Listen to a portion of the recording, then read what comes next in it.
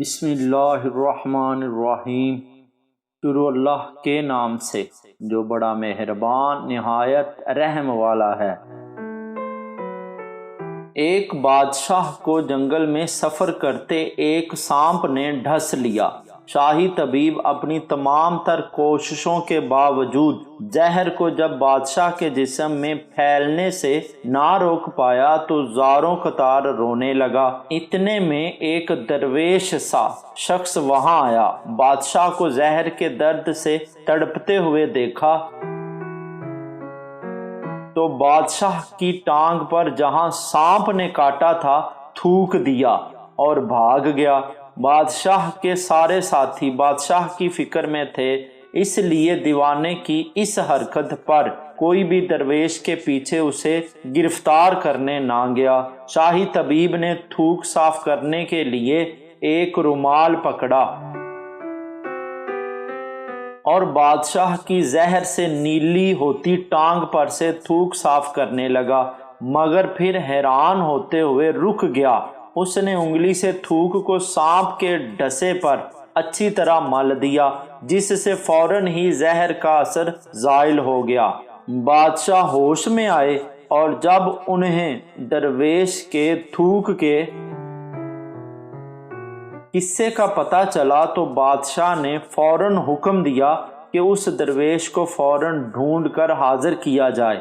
سپاہی چاروں طرف پھیل گئے اور تھوڑی ہی دیر میں درویش کو ایک درخت کے نیچے جا لیا اور پکڑ کر بادشاہ کے سامنے پیش کر دیا۔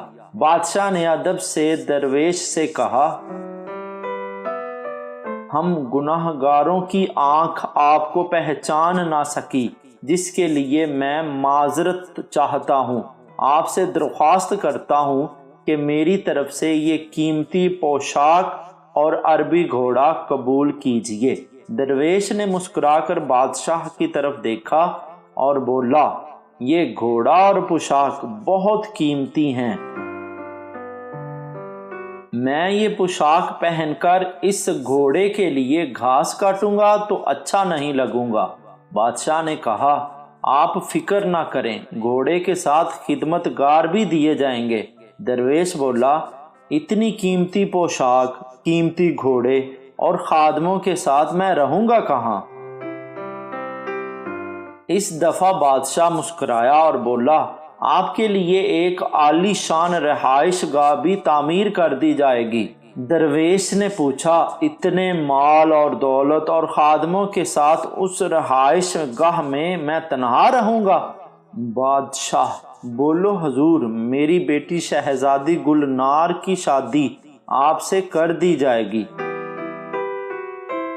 درویش بولا، اگر آپ نے میری شادی کی تو پھر میرے بچے بھی ہوں گے؟ بادشاہ نے جواب دیا، بالکل ہوں گے، ہماری دعا ہے کہ آپ کو کثیر اولاد ملے۔ درویش بولا، اگر ان بچوں میں سے کسی بچے کو خدا نہ خواستہ کچھ ہو گیا تو پھر رونا کس کو پڑے گا؟ بادشاہ نے جواب دیا، حضور، اگر خدا نہ خواستہ ایسا ہوا تو رونا تو پھر آپ کو ہی پڑے گا۔ درویش مسکرا کر بولا، اگر یہ سارا کچھ لے کر مجھے رونا ہی پڑے گا تو بادشاہ سلامت، آپ اپنا گھوڑا اور قیمتی لباس واپس لے لیں، میں اپنی درویشی میں خوش ہوں۔